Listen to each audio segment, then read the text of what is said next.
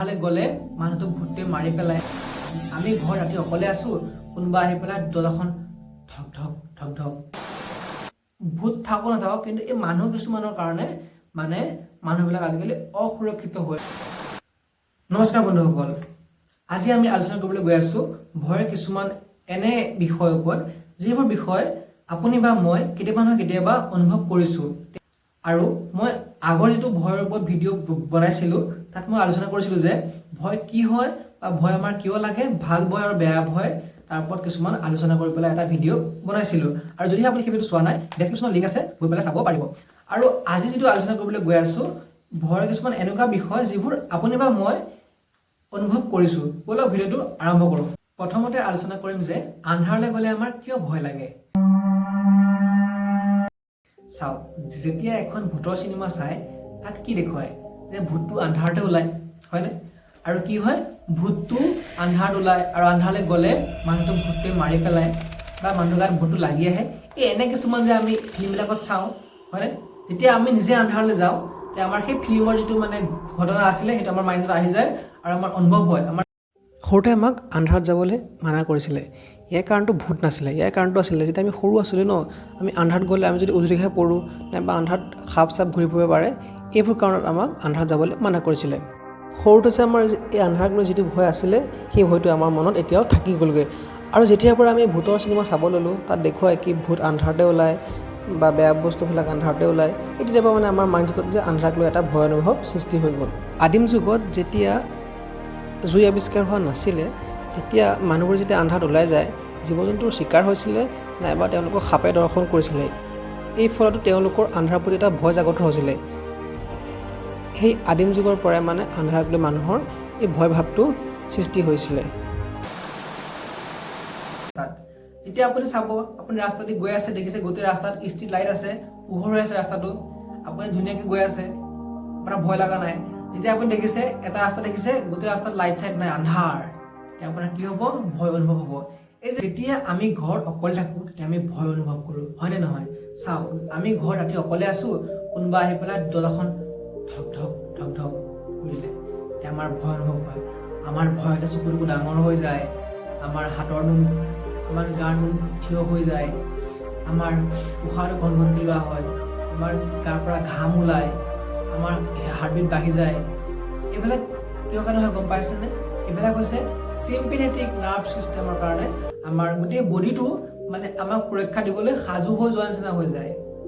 আৰু আমাৰ গোটেই বডিটোৱে ভয় খাই থাকে যে আমি সুৰক্ষিত নহয় নেকি যেতিয়া আপুনি দৰ্জাখন খুলিব সাহস কৰি আপোনাক মাত লগাব মই আহিছোঁ বা আপোনাৰ যদি দেউতা হয় আপোনাৰ দাদা হয় তেতিয়া আপোনাৰ মনটো ৰিলেক্স ফিল হ'ব তেতিয়া আপোনাৰ বডিতে ভাবিব যে মই সম্পূৰ্ণভাৱে সুৰক্ষিত তেতিয়া আপোনাৰ বডিটোৱে পেৰাচিম্পেথেটিক নাৰ্ভ ছিষ্টেমটো আপোনাৰ এক্টিভ হৈ যাব তেতিয়া আপোনাৰ কি হ'ব বডিটো ৰিলেক্স ফিল হ'ব ৰিলেক্স ফিল হোৱাৰ লগে লগে আপোনাৰ মনৰ পৰা ভয়টো যাবগৈ ভয় লগা মেইন কাৰণটোৱে হ'ল যে আমাৰ বডিটো অসুৰক্ষিত নেকি আমাৰ অংগবোৰে ভাবে যে আমি অসুৰক্ষিত নেকি মোক এজনে সুধিছিলে যে মানে ৰাতি যেতিয়া অকলে আহোঁ যেতিয়া মোৰ দেৰি হৈ যায় সময়টো তেতিয়া ৰাস্তাত একো নাথাকে আৰু মোৰ কিছুমান ভয় অনুভৱ হয় আৰু মোক লগৰবোৰে কয় যে ৰাস্তাটোত ভূত ওলায় বা বেয়া বস্তু ওলায় সেইবিলাক মানে সেইবিলাক ভয় তাৰ মনত আহি থাকে মাজে মাজে আৰু মই তেখেতক ক'বলৈ যাওঁ যে এই যিবোৰ এনে কিছুমান ভয় ন এইবিলাক কিছুমান অযুক্তিকৰ ভয় হয় আৰু ভূততকৈ বেছি মানুহলৈ ভয় হয় কাৰণ ভূত থাকো নাথাকক কিন্তু এই মানুহ কিছুমানৰ কাৰণে মানে মানুহবিলাক আজিকালি অসুৰক্ষিত হৈ ৰয় ডকাইত হওক বা তোমাৰ ৰাস্তাত তোমাক ধুবা ডকাইত কৰিলে এনে কিছুমান ঘটনা ঘটিব পাৰে আৰু এটা কথা কওঁ যেতিয়া তুমি কাৰোবাৰ মুখত শুনা যে এই ৰাস্তাটোদি নাযাবি অসুৰক্ষিত হয় ৰাস্তাটোত ভূত ওলায় এইবিলাক কিছুমান অযুক্তিকৰ কথা বুলি মই ভাবোঁ কিন্তু দেই কাৰণ তুমি চোৱা যদি মই গম নাপাওঁ যে সেইটো ৰাস্তাত ভূত ওলাই নে কিবা বেয়া বস্তু ওলায় যেতিয়া মই সেই ৰাস্তাটোত যাম মোৰ একো অনুভৱ নহয় যেতিয়া মোক কাইলৈ কোনোবাই ক'ব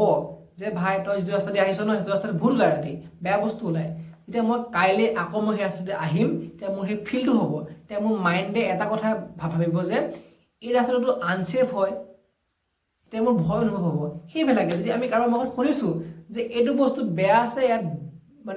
ভয় আছে তেতিয়া আমি যে শুনো ন আমাৰ মানে ব্ৰেইনে সেইটো বস্তু ছেভ কৰি লয় আমি যেতিয়া নেক্সট টাইম যাওঁ আমাৰ ভয় অনুভৱ হয় মোৰ মতে এইবিলাক যে কথা কয় আমি ইমানকৈ গুৰুত্ব দিব নালাগে যেতিয়া আমাৰ মানে মাইণ্ডত যদি আমি ইমান গুৰুত্বকৈ নলওঁ তেতিয়া আমাৰ ভয়টো অনুভৱ নহয় এগৰাকীয়ে মোক কমেণ্ট কৰিছিলে যে তেখেতে যেতিয়া ৰাতি ঘৰত পঢ়ি থাকে অকলে পঢ়ি থাকে তেখেতৰ বোলে ভয় অনুভৱ হয় চ' মই ইয়াত এটা কাৰণ ক'বলৈ যাওঁ যদিহে তুমি গোটেই মনোযোগ দি পেলাই তুমি পঢ়ি আছা বা তোমাৰ উদ্দেশ্যটোৱে হ'ল আজি এটা সিলেবাস শেষ কৰা বা এটা টপিক ভালদৰে বুজি পোৱা তোমাৰ যদি সেই উদ্দেশ্যটো যদি আছে তোমাৰ এই ভয় ছয় তোমাৰ একো নালাগে ভয় তোমাৰ কাৰণে অকণমান সৰু বস্তু এটা চোৱা যে তুমি ঘৰত থাকা তুমি সম্পূৰ্ণভাৱে ছেফ হয় তোমাৰ ব্ৰেইনটোক তুমি এইদৰে বুজাবা যে মই ছেফ হয় তুমি যেতিয়া নিজে বুজিবা মই ছেফ হয় তোমাৰ ভয় ছয় একো নালাগে আজিলৈ ভিডিঅ'টো ইমানতে সামৰণি মাৰিছোঁ আৰু যদি আপোনালোকে এনেকুৱা ধৰণৰ ভিডিঅ'বিলাক চাবলৈ বিচাৰে মোক ছাবস্ক্ৰাইব কৰিব পাৰে আৰু যদি সেই ভিডিঅ' চাই ভাল পালে এটা লাইক কৰিব পাৰে আৰু যদি মোৰ কিছুমান কথা অযুক্তিক বুলি ভাবিছে আপোনালোকে মোক কমেণ্ট কৰি পেলাই পৰামৰ্শ দিব পাৰে নমস্কাৰ আজিলৈ আহিছোঁ জয় অসম আৰু এটা নতুন ভিডিঅ' লগ পোৱাৰ আশাৰে আজিলৈ বিদায়